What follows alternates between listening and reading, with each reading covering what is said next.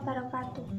Perkenalkan, nama saya Fatati Nuriana dengan NIM 22210141033. Di sini, saya akan membacakan sebuah cerpen yang berjudul Rumah yang Terang, karya Ahmad Tohari. Rumah yang Terang, karya Ahmad Tohari. Listri sudah 4 tahun masuk kampungku dan sudah banyak yang dilakukannya. Kampung seperti mendapat injeksi tenaga baru yang membuatnya menggeliat penuh gairah. Listrik sudah 4 tahun masuk kampungku dan sudah banyak yang dilakukannya. Kampung seperti mendapat injeksi tenaga baru yang membuatnya menggeliat penuh gairah. Listrik memberikan buku cahaya, musik, es, sampai api dan angin. Di kampungku, listrik juga membunuh bulan di langit. Bulan tidak lagi menarik hati anak-anak.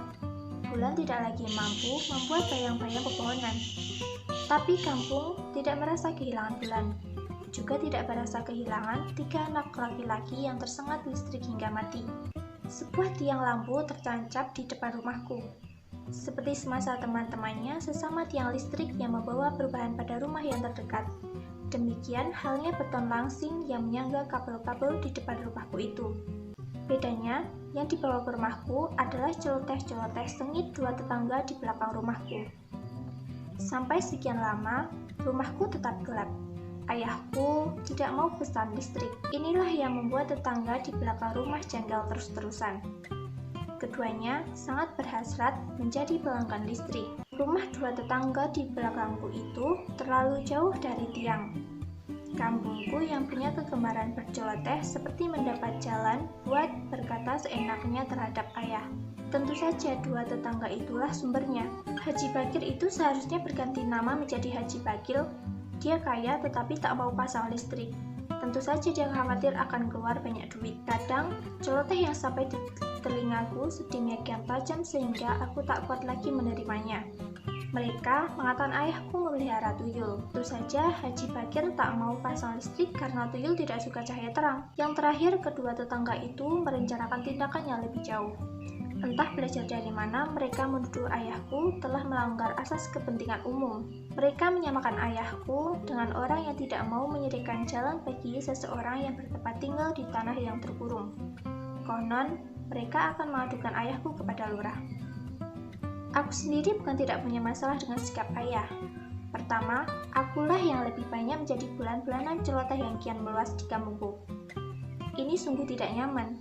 Kedua, gajiku sebagai propagandis pemakaian alat kontrasepsi memungkinkan aku punya radio, pemutar pita rekaman, juga TV. Karena aku masih bujangan. Maka alangkah konyolnya sementara listrik ditawarkan sampai ke depan rumah. Aku masih harus repot dengan setiap kali membeli baterai dan nyetrum aki. Ketika belum tahu latar belakang sikap ayah, aku sering membujuk. Loh, kenapa aku dan ayah tidak ikut beramai-ramai bersama orang sekampung membunuh bulan? Pernah kukatakan, apabila ayah enggan mengeluarkan uang, maka pasal memasang listrik akulah yang menanggung biayanya. Karena kata-kataku ini ayah tersinggung. Tasbih di tangan ayah yang selalu berdetik tiba-tiba berhenti. Jadi, kamu seperti orang-orang yang mengatakan aku bagil dan pelihara tuyul. Aku menyesal. Tapi, tak mengapa karena kemudian ayah mengatakan alasan yang sebenarnya mengapa beliau tidak mau pasang listrik. Dan alasan itu mungkin tak kukatakan kepada siapapun. Khawatir hanya mengurang celoteh yang lebih menyakitkan. Aku tak rela ayah mendapat cercaan lebih banyak. Betapa juga ayah adalah orang tuaku yang membiayai sekolahku hingga aku kini adalah seorang propagandis pemakaian alat kontrasepsi. Lalu, mengapa orang kurang menghayati status yang kini kumiliki? Menjadi propagandis tersebut tidak hanya membawa keuntungan materi berupa gaji dan insentif, melainkan ada lagi yang lain. Jadi, aku mengalah pada keteguhan sikap ayah. Rela setiap kali beli baterai dan menyetrum aki, dan rela menerima celoteh orang sekampung yang tiada hentinya. Ketika ayah sakit, dia tidak mau dirawat di rumah sakit. Keadaan beliau makin hari makin serius. Tapi, beliau bersikukuh tak mau diopnam. Aku berusaha menyingkirkan perkara yang kukira menyebabkan ayah tak mau masuk rumah sakit. Apakah ayah khawatir di rumah sakit nanti ayah akan dirawat dalam ruang yang diterangi lampu listrik? Bila demikian halnya, maka akan kuusahakan agar mereka menyalakan lilin saja khusus bagi ayah. Tanggapan ayah ada rasa tersinggung yang terpancar dari mata beliau yang sudah biru memucat. Ya Tuhan, lagi-lagi aku menyesal, dan jiwaku mendadak buntu ketika mendengar ucapan ayah yang keluar tersendat-sendat. Sudahlah nak, kamu lihat sendiri aku hampir mati. Sepeninggalku nanti, kamu bisa secepatnya memasang listrik di rumah ini. Tidak pernah sekalipun aku mendengar kata-kata ayah yang mengandung ironi demikian tajam. Sesalku tak habis-habisnya, dan malu. Keahlianku melakukan pendekatan verbal yang biasa aku lakukan selama menjadi propagandis alat kontrasepsi ternyata hanya punya arti negatif di hadapan ayah. Lebih malu lagi karena ucapan ayah tadi adalah kata-kata terakhir yang ditujukan kepadaku. 100 hari sudah kematian ayah, orang-orang bertahlil di rumahku. Sudah duduk di bawah lampu neon 20 watt. Mereka memandangi lampu dan tersenyum. Dua tetangga belakang yang tentu saja sudah pasang listrik mendekatiku. Nah, lebih enak dengan listrik ya mas? Aku diam, karena sebal melihat gaya mereka yang pasti menghubung-hubungkan pemasangan listrik di rumahku yang baru bisa terlaksana sesudah kematian ayahku. Oh, mereka tidak tahu bagaimana aku sendiri menjadi linglung.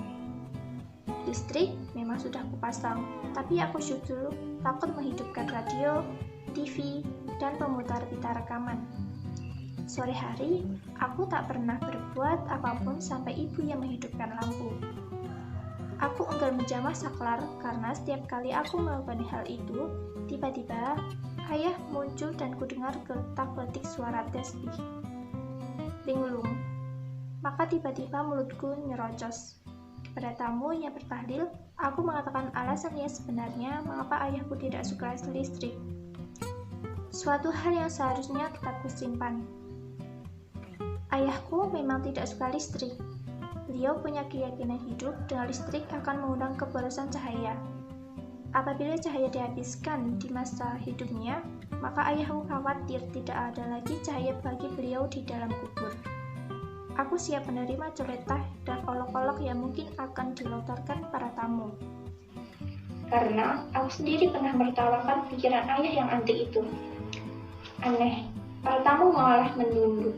Aku juga menunduk, sambil berdoa tanpa sedikit pun kadar olok-olok. Kiranya ayahnya mendapat cukup cahaya di alam sana. Di sini, saya akan mereview sedikit cerpen Rumah yang Terang karya Ahmad Tohari. Cerpen Rumah yang Terang karya Ahmad Tohari menceritakan tentang keadaan kampung yang kini memiliki penerangan dari energi listrik. Semua warga sangat senang dan gembira karena kampung mereka menjadi terang benderang. Namun, di kampung tersebut ada yang tidak memasang lampu, namanya Haji Bakir. Sehingga, warga di sekitarnya merasa tidak senang dan seringkali melontarkan celotehan tajam kepada Haji Bakir. Sementara itu, anak Haji Bakir mengetahui alasan ayahnya kenapa tidak mau menggunakan lampu sebagai penerangan. Namun, sayangnya alasan tersebut tidak bisa disampaikan kepada para warga. Di sisi lain, warga terus merasa keberatan dengan keputusan Haji Bakir. Sampai pada akhirnya, Haji Bakir meninggal dunia. Saat itulah anak Haji Bakir menyampaikan kepada para warga tentang alasan ayahnya tidak mau menggunakan lampu sebagai penerangan. Sampai pada akhirnya, pandangan buruk warga terhadap Haji Bakir pun berubah. Alur yang digunakan dalam cerpen Rumah yang Terang yaitu menggunakan alur maju. Karena peristiwa dalam cerpen dimulai dari awal cerita masuknya listrik ke desa hingga berakhir pada kisah kematian tokoh Haji Bakir. Tokoh dan penokohan. Tokoh aku digambarkan sebagai anak yang patuh kepada ayahnya.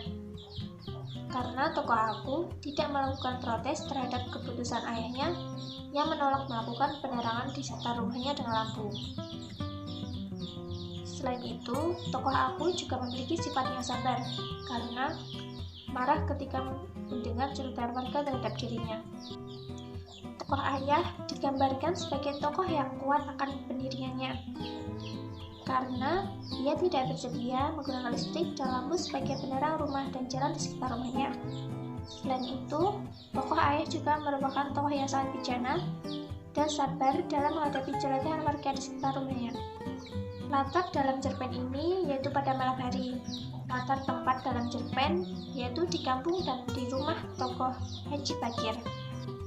Latar suasana yang tergambar dalam cerpen ini yaitu menyedihkan karena tokoh aku dan ayah mendapat coretan tajam dari para warga.